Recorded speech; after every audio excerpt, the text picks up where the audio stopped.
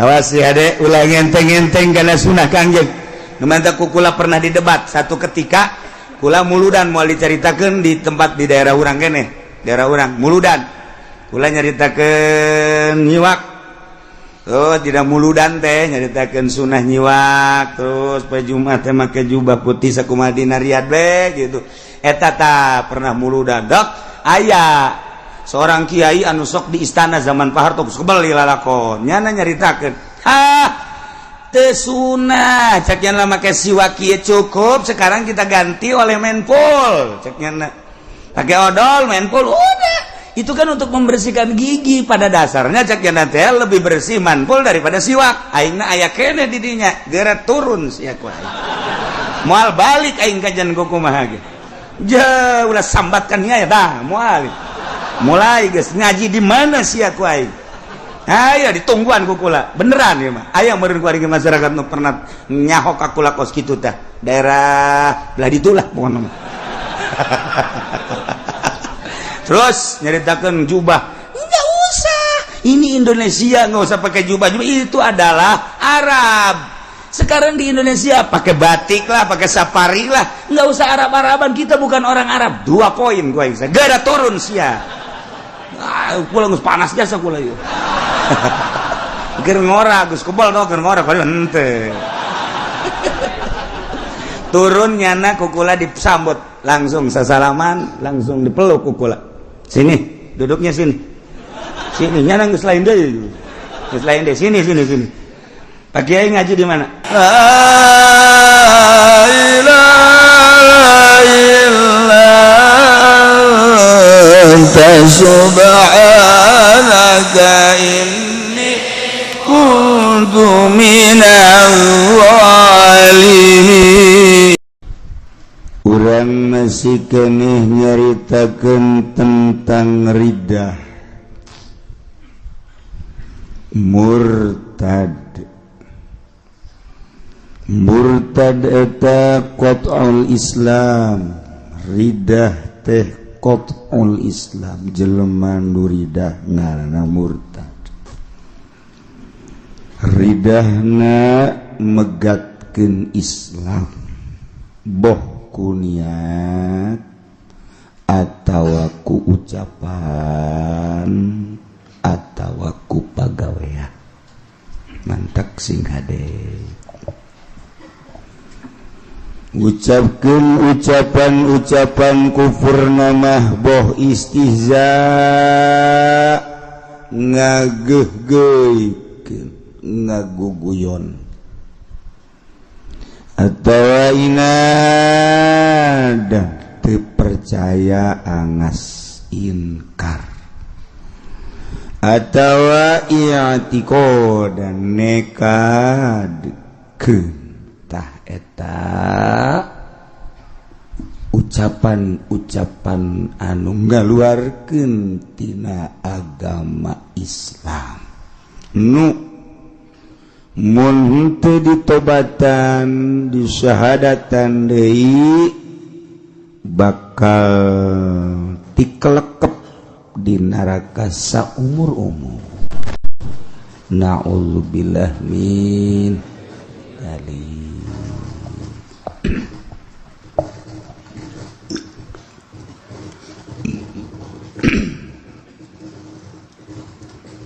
Numan takfaman nafason yasa jelma anu nganapikeun kazat nu ngadamel alam yakni Allah teu percaya bahwa Allah teh pangeran kufur teu percaya bahwa nu nyieun langit bumi teh Allah kufur teu percayaeun nu nyieun urang ieu adalah Allah kufur antak sing hade geus tambah dibahas kamari awir rusula atawa teu percaya ka para rasul-rasul Allah nyana ngomong Zaid misalna cak Zaid lam yursilhumullah ja Allah mah teu pernah ngutus rasul tah eta kufur kos kitu sing hade urang sing hade pamajikan urang sing hade anak-anak urang ucapan-ucapan nu mengarah kana kufur teh ayeuna mah ambalaya antat sing hade heuy jasana can orang Allah ngutus rasul ieu nanaonan aya rasul-rasul ja aing sakajauh aing mah teu pernah Allah ngutus rasul eueuh rasul teh geus murtad kos kitu murtad nafana bunubuwatan nabiyyin atawa nganapikeun sifat kanabian anu geus jelas kafir mah teu percaya kana sifat kanabian Kangjeng Nabi urang Kangjeng Nabi Muhammad sallallahu alaihi wasallam kafir murtad Kristen murtad lain murtad kafir eta bener Yahudi kafir Katolik kafir Buddha Konghucu Protestan wabah Hindu kafir dipanggang ke di akhirat disate na'udzubillah min dzalik sanajan nyana ka Kangjeng Nabi Isa ge Kristen lain nganabikeun ngarasulkeun nyana mah mangerankeun pugu-pugu pangeran jajadianan ai meme Kangjeng Nabi Isa pangeran satu berarti meme Kangjeng Nabi Isa mah pangeran andai Kangjeng Nabi Isa pangeran meme Kangjeng Nabi Isa saha kok dianggap Tritunggal heran tai keyakinan mah mahal nyana pinter nyana gagah nyana sugih tapi pinterna kabalinger masa manusia di pangeran cenah kasandingan pangeran tadeuy pangeran nyandi Isa nama makhluk Isa nama jelema ngan pangeran nyanding ka Kangjeng Nabi Isa maknya pangeran kos jurig nyanding sehingga eta Kristen naon Tritunggal Tuhan Bapa Tuhan Anak Tuhan naon deui hiji ya eta kos kitu kafir sia de geus urang mah ku hari mah saha pangeran Allah saha nabi maneh Nabi Muhammad titik geus lahirna di mana Mekah terus ngali ke Madinah maut Madinah beres geus nah kitu bae geus geus lamun aya nu ngaku-ngaku nabi sanajan ngaranna Muhammad misalna di Cengkareng lain kitu bae geus nya aing mah di Cengkareng nabi lahirna bong aing lah iya itu anak Kongsiun Muhammad anak Kongsiun beres awida'a nubuwatan ba'da nabiyina Muhammadin sallallahu alaihi wasallam jelema ngaku kana sifat kanabian sabada nabi urang aya jelema ngaku nabi cara di Bandung tukang beca si Asep masa ing Asep ngaku nabi teu betah ing ngadengen agen nabi Asep tukang beca deui lah kafir dari jelema la nabi ba'di cek Kangjeng Nabi teu aya deui nabi sabada kaula sebab kaula adalah khatamun nabiyyin wal mursalin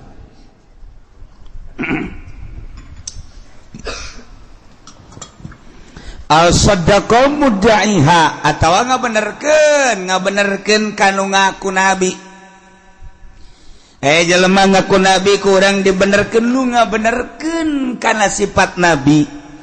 sabada Kangjeng Nabi urang geus sama murtad kafir.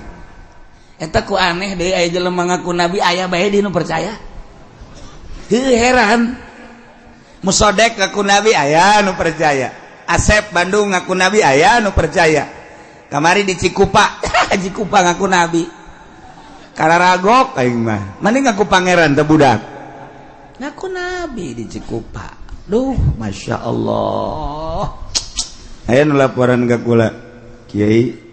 bagaimana cenah tindakan kita sekarang? Apa ini? Di Cikupa ada yang ngaku nabi. Biarin. Di Cikupa ada yang ngaku nabi, masa dibiarin? Biarin aja udah. Pengen tahu udah dia. Pengen tahu ntar kalau ada orangnya suruh kesini. Mau diapain? Mau ajak saya makan ya, sekali-sekali saya makan dengan nabi dah. Seringan. Jadi babari orang atuh anu ngaku nabi mah orang ome bae. Orang ome coba datang ke mana mukjizat nanya nah. Ayo coba. Tadi ome ulah waka di galak-galak ulah. Nyaho bae. Kita ka dieu jauh.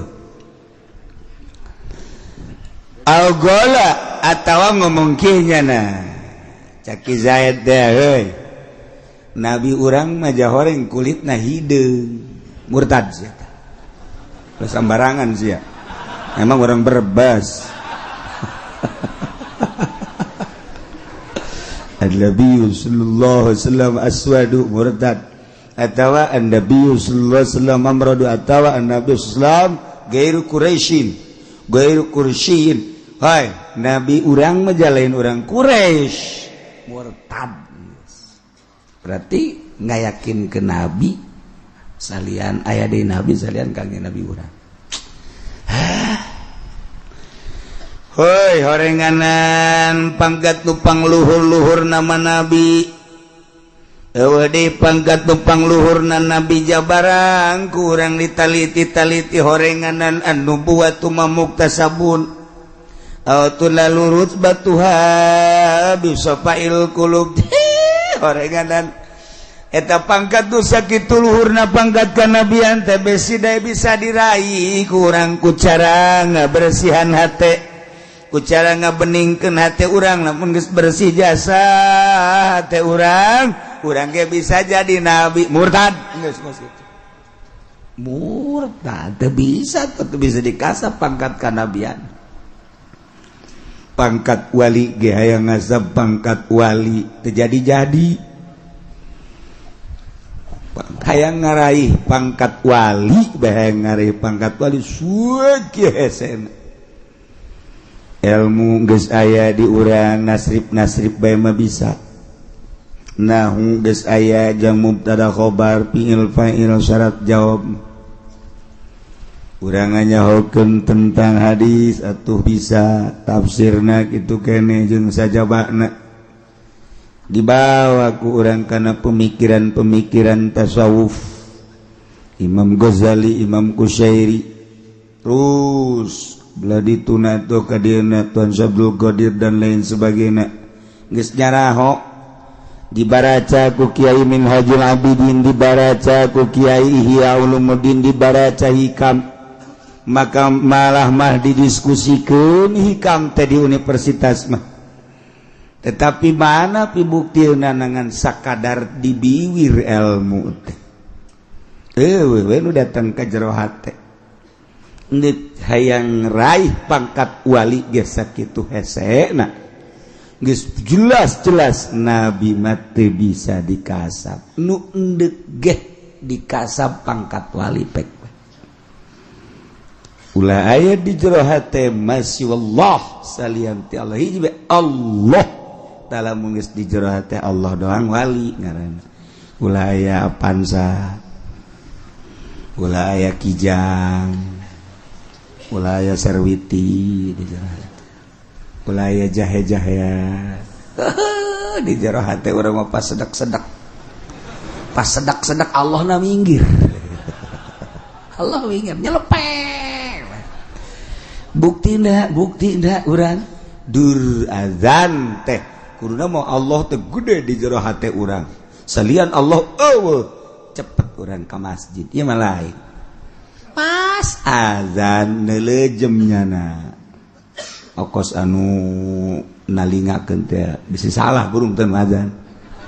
diderejaeun set ngopi jadi azan teh kopi kontreng cek pamajikanna ka lain azan atuh ke tenang wae sih cek azan ngopi ngarokok lain dijawab teh muazin teh azan ngarokok nyalan deh dina kursi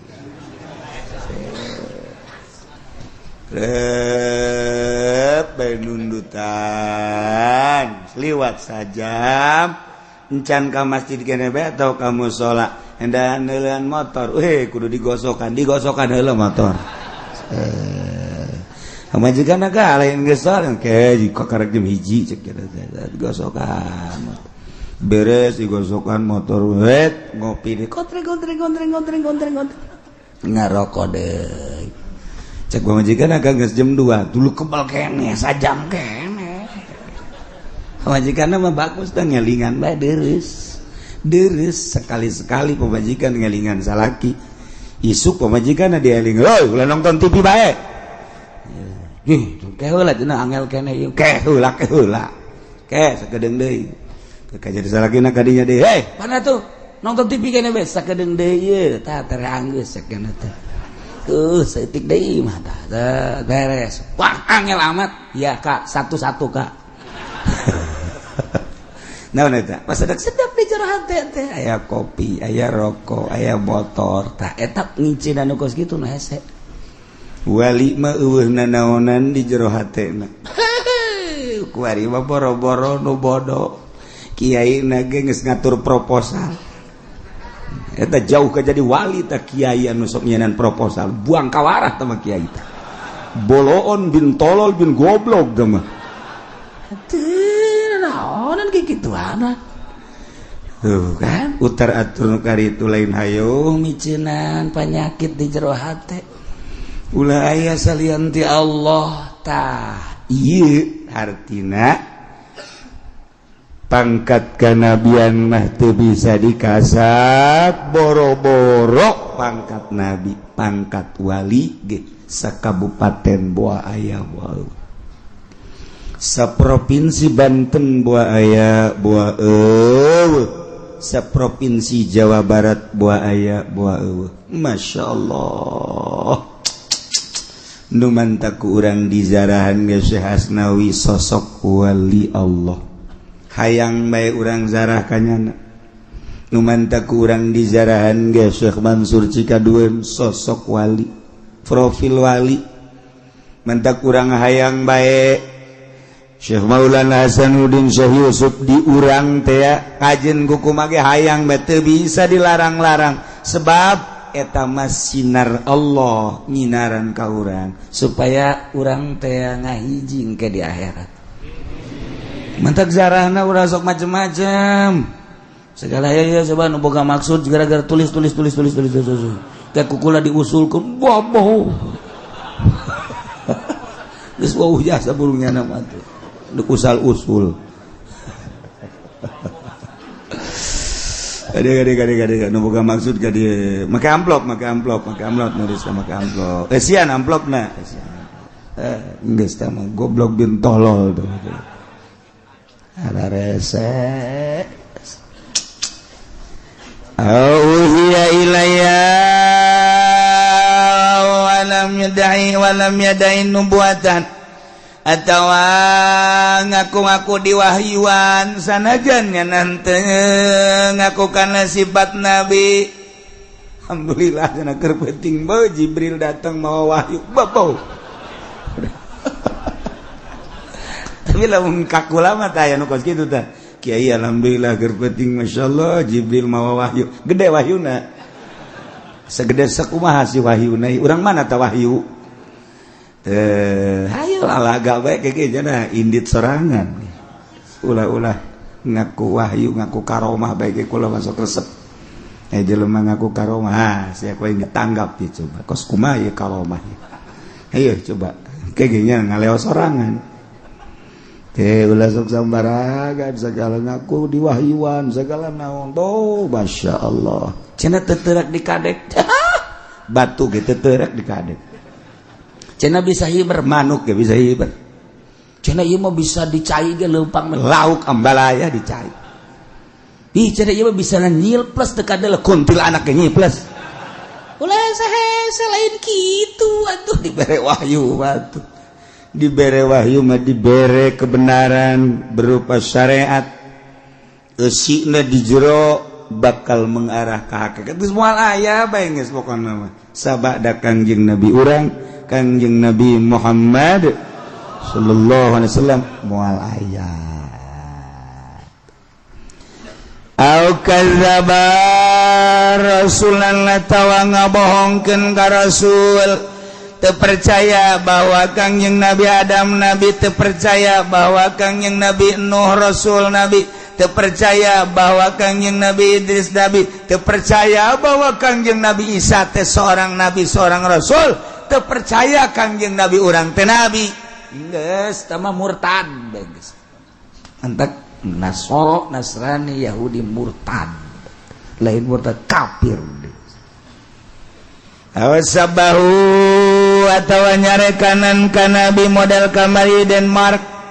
model orang Belanda nyarekanan ka Kangjeng Nabi eta kafir istaqafa bihi atawa ngenteng-ngenteng Nabi nganggap hina ka Kangjeng Nabi atawa kangaran Kangjeng Nabi ngaran Kangjeng Nabi teh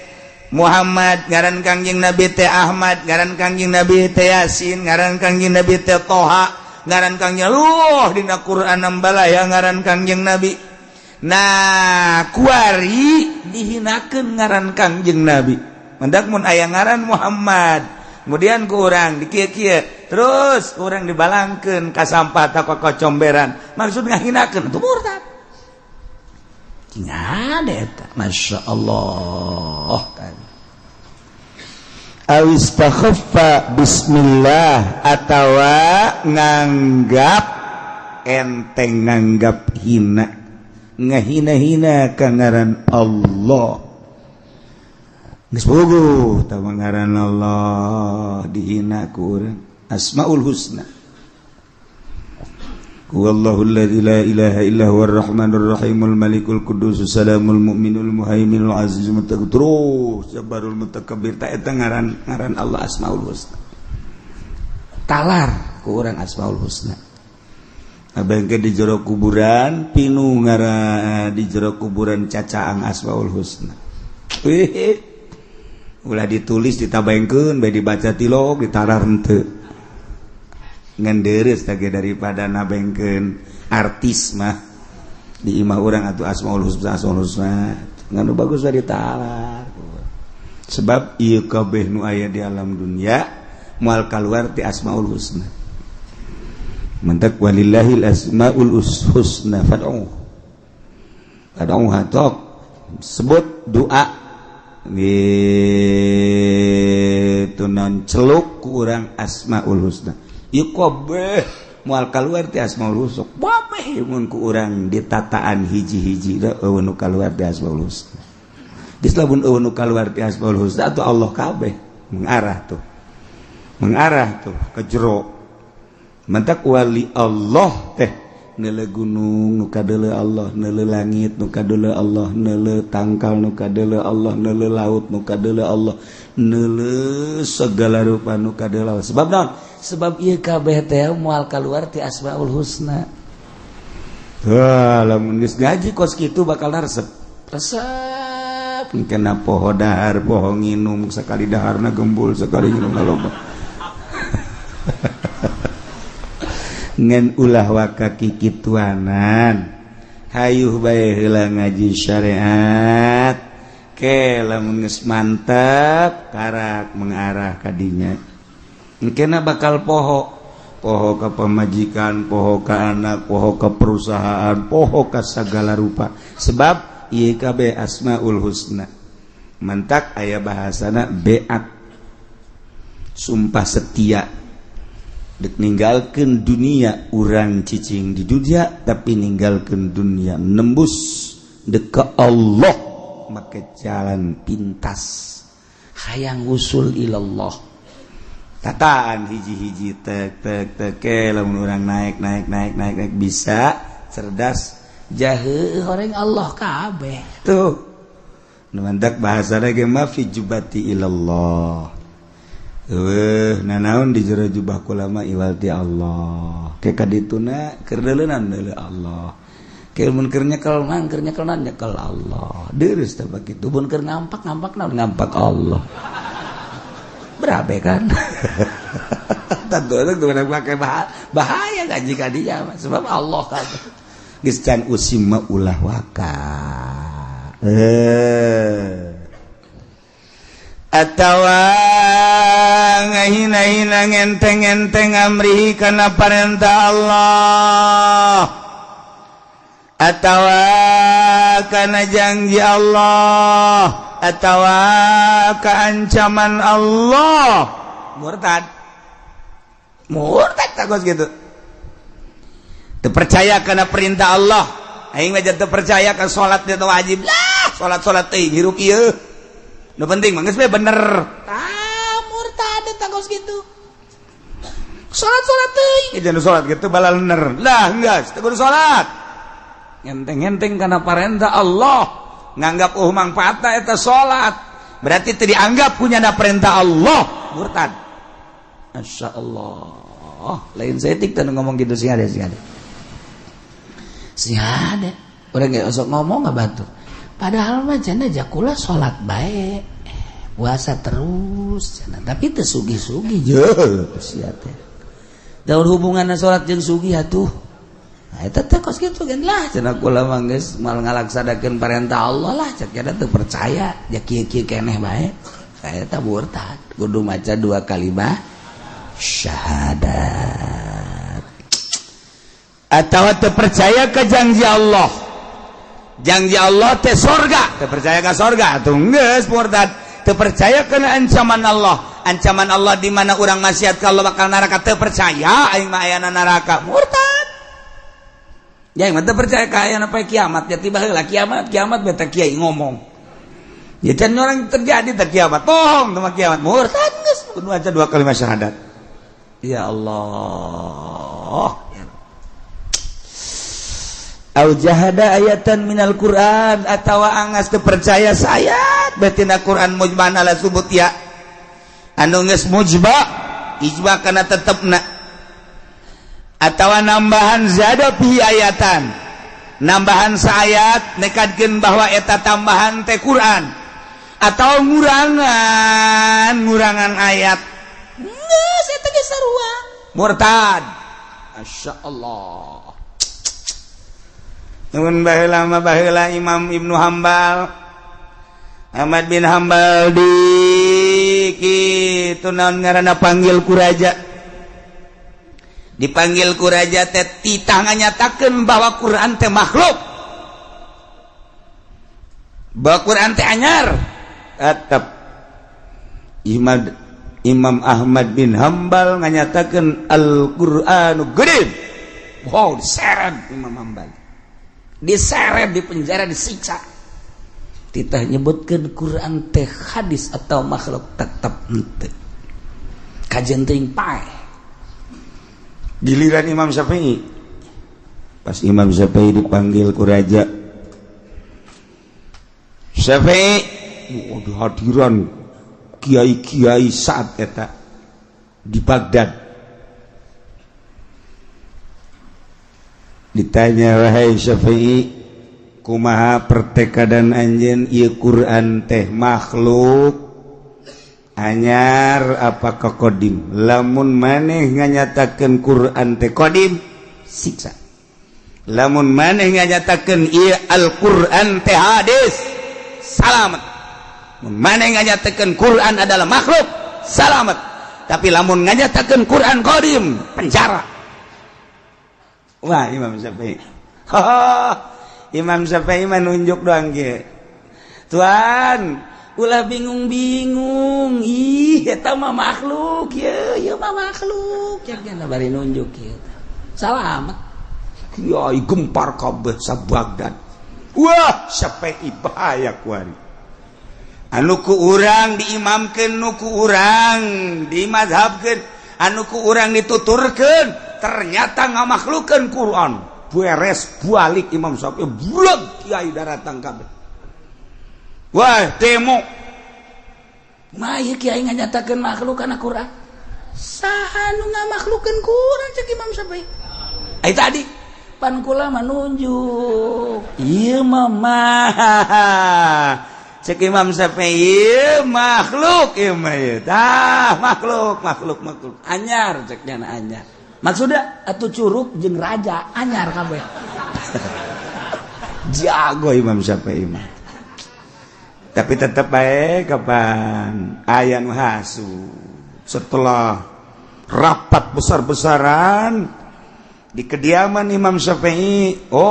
ternyata ngalojokeun raja atuh aya kieu mah lapor si kiai anu deukeut ka pamarentah atuh tiba lagi kitu bae boro-boro di zaman kuari zaman Imam Syafi'i ge kos kitu atuh korok komo kuari biasa tah mah atuh biasa kiai anu hayang we ge mana aya belah mana teh ge moal bejakeun aya belah pokokna panggil Imam Syafi'i hadiran deui ribuan kiai masyarakat tokoh tenang bae Imam Syafi'i coba jelaskan cak raja lain Quran bae nu ngaran Zabur Injil Taurat Quran eta hadis makhluk hadis apakah qadim Syafi'i cek Imam Syafi'i eta mah kieu tuan raja ya nunjuk deui bae Quran tuh dikieu-kieu punya wah bae Taurat dikieu-kieu punya Zabur Injil nah ieu nu opat eta makhluk cek nya teh saat biasa Imam Syafi'i mah atuh kiai sareri mah bener tuh tinggal raja bae wah iya bagus sakana berarti teh kan salamet Imam Syafi'i mah mentek emang Imam Syafi'i teh guyon-guyonnya biasa guyon teh biasa Kangjeng Nabi ge guyon ini kapan minta didoakeun ka Kangjeng Nabi teh geus jelas Pak kula mah hayang naon tuh nih kula malah hayang ka surga di surga mah ini ceurik kan ini ngahing-hing bae kadengeun ku Siti Aisyah Siti Aisyah geri basak kunaon Aisyah mana ceurik atuh pan itu nini teu ka surga atuh kula ge pan calon nini berarti kula merasa Kanjeng Nabi seuri bae Aisyah di surga mah moal aya nini boro-boro di sorga di dunia gitu betah jeung nini mah jadi maksudnya atuh ka sorga nini ge ngan ge diganti jadi parawan deui kitu tuh atuh aki-aki ge di sorga mah eta kan ngaranna lalagaan tuh kan emang geng-gengna teh lalagaan ulah sok haju bohong maninggeus urang teu bisa usik hirup teh teu bisa usik ohara jasa jadi itu bisa non gitu ngaranna teu bisa non cerah teu aya pencerahan otak teh kira kararieu hudang teh hudangnya pergel tunduk biasa kurang teu ngadengekeun eta jet guyonan tiga sehingga mun ditanyai tadi ngaji naon wallahu a'lam aing mah asa di mana mah tah ngaji jagna teh asa di alam mana meureun emang gona kerek aing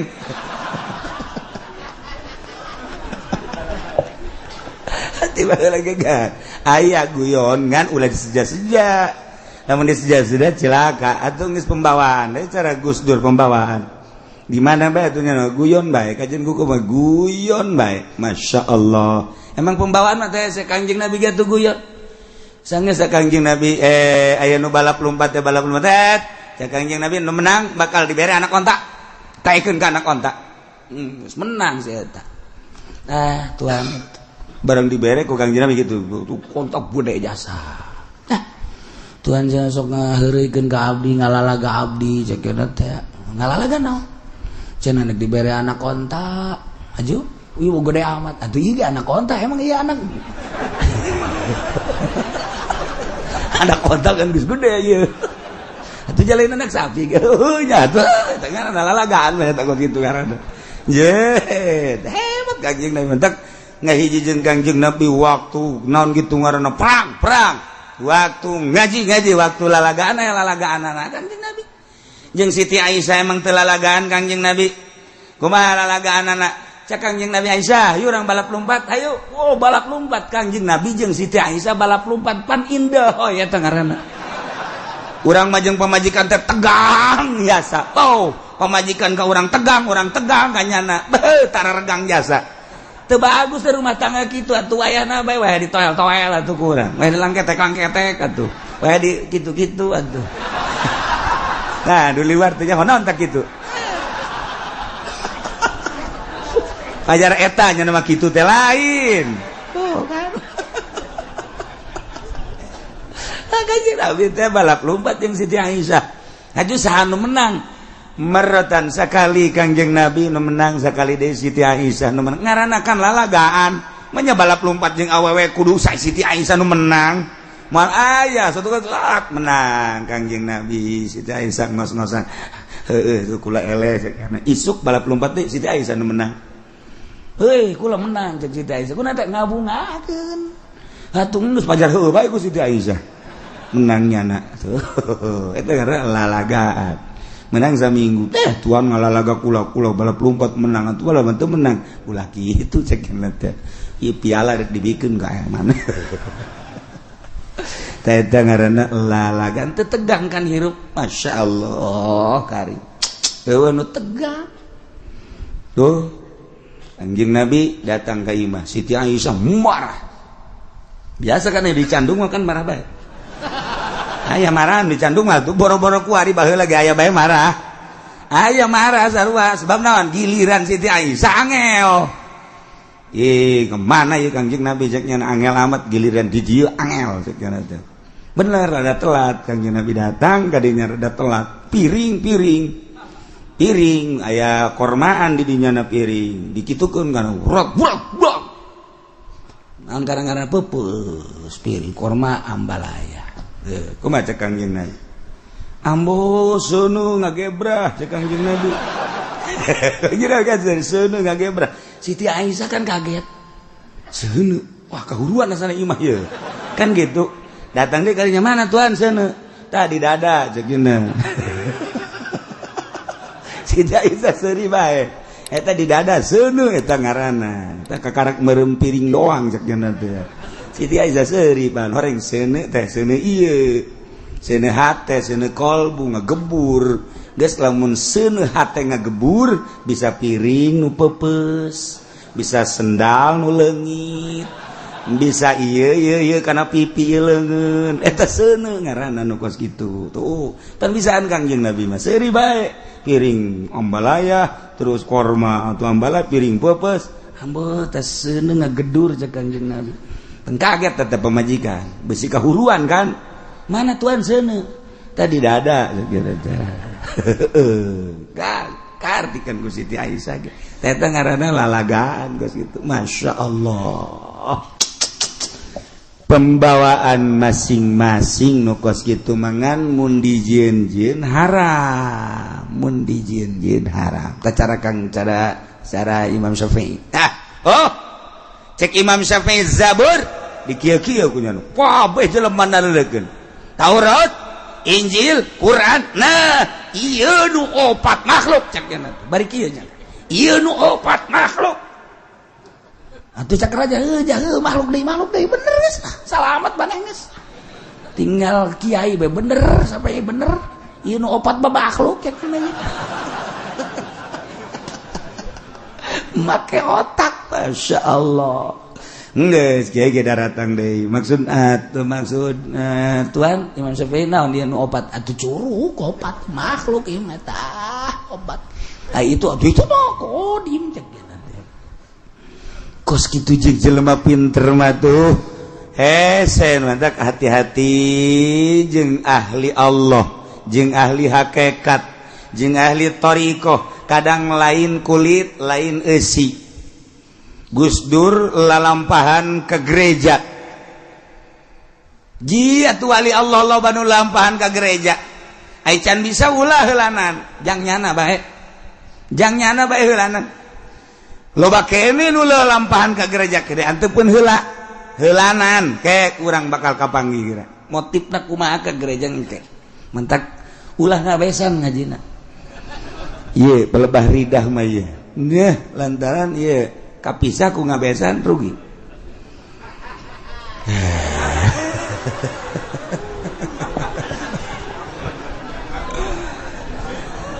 nu manta Quran mah alhamdulillah ditasehna ge pohara jasa besi leuwih alif besi kurang alif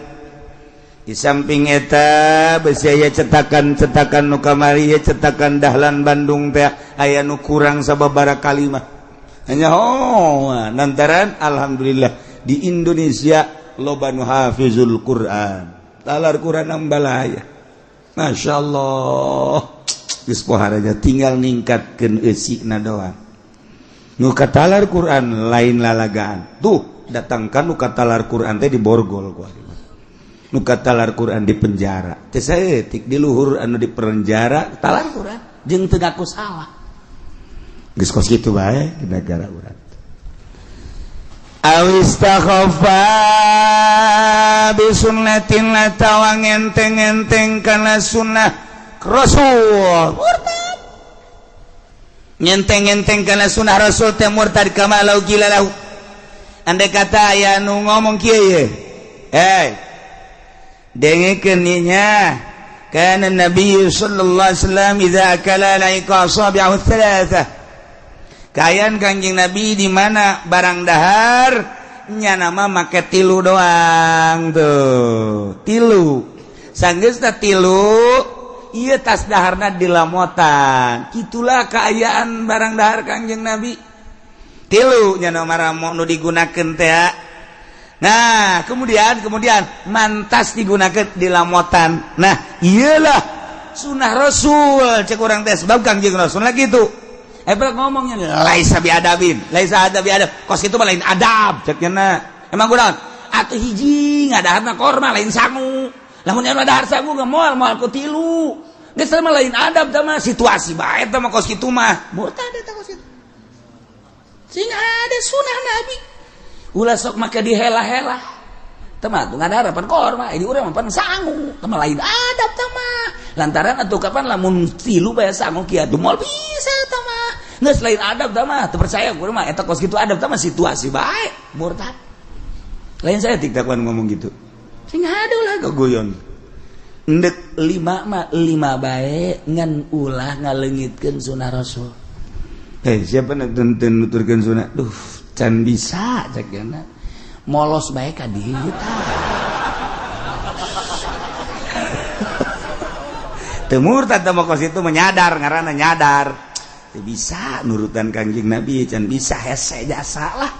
geus lah mudah-mudahan dihampura bae tuh mantap baheula mah daharna teh dahar sanguna anu liket jadi bisa dikitu-kitu sanguna teh tuh kan geuna urang lamun parena ulah tongsan teh eta bahaya teh tongsan beuh budak mah teh nyawa ka tongsan asal geus dibere tongsan bae sangheuk daharna kita teu bisa diemple-emple tongsan mah muruh pul bae bear nah lamun geus pare bulu mantep jasa bagolo mun ku ari mangeunahkeun geus tah nikmat tilu bisa sanggo ge diemple-emple tilu tuh nu mantep ku ari aya ti pamarentah teh naon ngaranna bulog eta pemerintah zalim sebab teu bisa make tilu kan nah ieu pamarentah jahanam ye nah urang aing dek tilu ge ku sabab bulog teu bisa wah raja blon ye raja ye geus cukup cak raja panggil kunaon sia ngeblon-blon aing dahar teu bisa nuturkeun Kanjeng Rasul gara-gara sia mere bulog aing coba ge hese jasa tuh hese aing rakyat dibere bulog aing sia ngeunah bae endeup ge aing ngeunah sia teu ngeunah Wah, ieu mah beuki di penjara we budak. Ya Allah, ya Rabbi. Awas ya dek, ulah ngenteng-ngenteng kana sunah Kangjeng. Nu mantap kula pernah didebat satu ketika kula muludan moal dicaritakeun di tempat di daerah urang keneh. Daerah urang muludan. Kula nyaritakeun nyiwak. Oh, tidak muludan teh nyaritakeun sunah nyiwak, terus poe Jumat teh make jubah putih sakumaha dina riad we gitu. Eta tah pernah muludan. Dok, aya seorang kiai anu sok di istana zaman Pak Harto kebal lalakon nyana nyaritakeun teu sunah cek nyana make siwak kieu cukup sekarang kita ganti oleh menpol cek nyana pakai odol menpol udah itu kan untuk membersihkan gigi pada dasarnya cek nyana teh lebih bersih menpol daripada siwak aingna aya keneh di dinya geura turun sia ku aing moal balik aing kajian kumaha ge ja ulah sambatkan nya dah moal mulai guys ngaji di mana sih aku aing aya ditungguan ku kula beneran ya mah aya meureun ku ari masyarakat nu pernah nyahok ka kula kos kitu teh daerah belah ditulah pokona terus nyaritakeun jubah enggak usah ini Indonesia enggak usah pakai jubah itu adalah Arab sekarang di Indonesia pakai batik lah pakai safari lah enggak usah Arab-Araban kita bukan orang Arab 2 poin gua aing segera turun sia kula geus panas jasa kula ieu. Keur ngora geus kebal tau keur ngora kali henteu. Turun nyana ku kula disambut langsung sasalaman langsung dipeluk ku kula. Sini, duduknya sini. Sini nyana geus lain deui. Geus lain deui sini. Pak Kiai ngaji di mana? Langsung ku kula ditanya, di forum harita. Nu ditahdarkeun nanti dulu, setelah dahar ya. Tanya kula ngaji di mana muruan terus dalilnya apa terus ada untuk dalil-dalil wah muringis nyana lah sambarangan murtad sia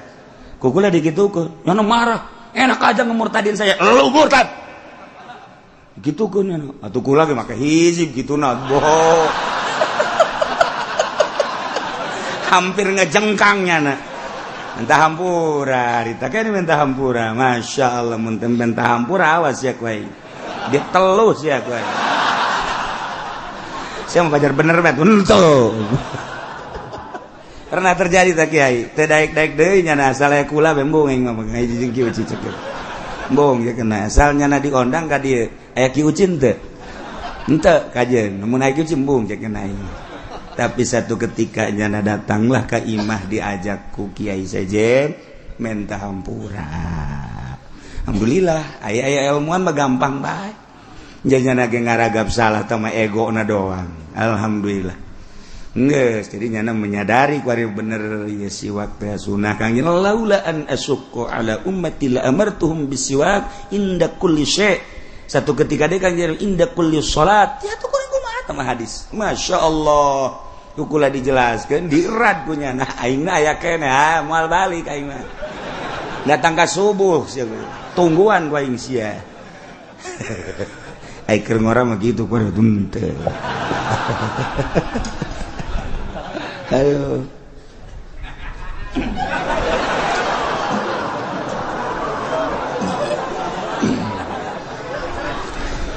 atawa kieu Golim azbarak bainahu sunnatun tah kuku potongan tah sunah nabi tah golim azbarak sunah nabi tah potongan kuku pae kemis potongan kuku teh pae kemis pae Jumat eta potongan kuku mimitina ku Imam Ghazali di bejaan curug katuhu heula curug katuhu kadieu jari bugang terus jari manis kemudian cinggir keuri ka cinggir kenca gade tak eureun di jempol katuhu kitu dititana lamun kos kitu engke milik dareket milik dareket bener sampai sugih teh tina ngeuretan ge hiji poe kemis nomor kadua cara ngeuretan kos kitu eta mawaan kana sugih paingan aing dagang rugi bae atuh ngeuretan kuku ge sadaekna nyana sadaya saya teh wal beres pas salasa ngeuretan kuku rugi sia dagang karung na kajen kuku mah ge moal untung pas salasa mau usah pake ngeuretan kuku sial Poe Kemis, poe Jumat. Mun poe Kemis sepoe, mun poe Jumat isuk-isuk geus kuku, kemudian kumis, janggot rapihan. Kitulah sunnah Kangjeng Nabi urang Kangjeng Nabi Muhammad sallallahu alaihi wasallam. Cek Kangjeng Nabi aqallim azfarak fa innahu sunnatun. Cek aya jelema ngomong, tuh tetegan kuku sunah Nabi tah. Kumaha ngomong laful wa in kana sunatan. Moal aing mah. Moal dikeretan sanajan sunah, moal aing mah moal keretan kuku murtad. Berarti istizanya na eta. Maksudna ngalelemekeun, ngahinakeun kana sunah Kangjeng. Moal mah moal bae, ulah ngomong-ngomong kieu. Moal aing mah moal keretan sanajan eta sunah moal. Ulah ngomong kos kitu. Mal wakalanan lah enggak cukup henteu teu murtad ka situ mah kunaon emang mal wakal henteu mal bae mal wakalanan henteu naon lain gara keureutan eta sunah kajenting ngelanan moal bae heula henteu masalah ima engke ieu na paranti naon ngaranna capitanana kurang bagus sok nyeri mal waka atau mal waka bae heula serem kos maung lah ima kajen henteu teh mah kos kitu mah mana ya kiai sok paranjang teh kukuna teh kiai bae panjang kuku dah bareng ditanya kiai kok panjang kuku kieu cenah kiai batur mah nernak ayam kula mah nernak setan di dieu tadeuy kiai blon ieu ngomong kos kitu teh sembarangan moal kula mah laaf qulu ingkana sunnatan moal motongan kula mah sanajan emang eta sunah moal ka jeneng kuku bage Masya Allah karim eta murtad iyalah ngabohongkeun ka Rasul ngabohongkeun ka Nabi nyarekanan Nabi ngenteng-ngenteng Nabi ngahinakeun kangaran Nabi ngaran Allah perintah Nabi janji Allah janji Nabi ancaman Allah ancaman Nabi atawa teu percaya ka saayat betina Al-Qur'an anu geus mujma' ala tsubutiha atau nambahan saayat atau sahuruf atau ngurangan atau ngenteng-ngenteng sunnah Nabi nganggap ka sunnah Nabi ngalecehkeun ka sunnah Nabi ieu murtad naudzubillah min zalik wa min zalik masih loba keneh kelalaunan abeh tenget supaya urang bisa merubah ucap urang abeh urang selalu dilindungi ku Gusti Allah Subhanahu wa ta'ala wallahu a'lam.